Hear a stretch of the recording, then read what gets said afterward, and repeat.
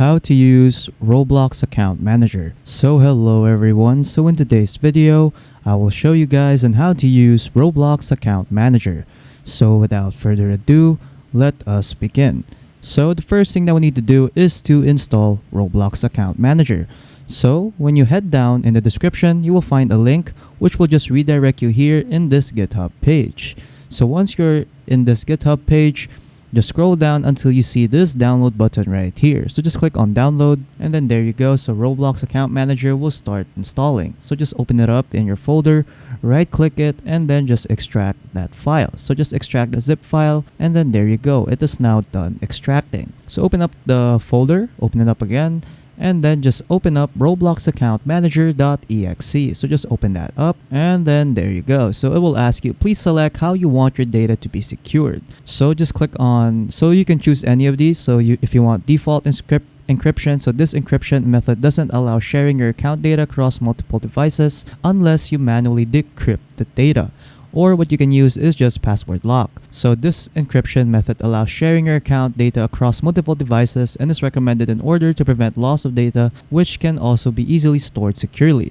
So I'll just click on password lock right here. So from here, what you want to do is just to input a password that you like. So I'll just input a password and then once you're done, just click on continue. And then after that, it will ask you to confirm your password. So just re-enter your password again and then there you go. We have now made an account or we already made a password in Roblox Account Manager. So from here, what you want to do is to just add your account.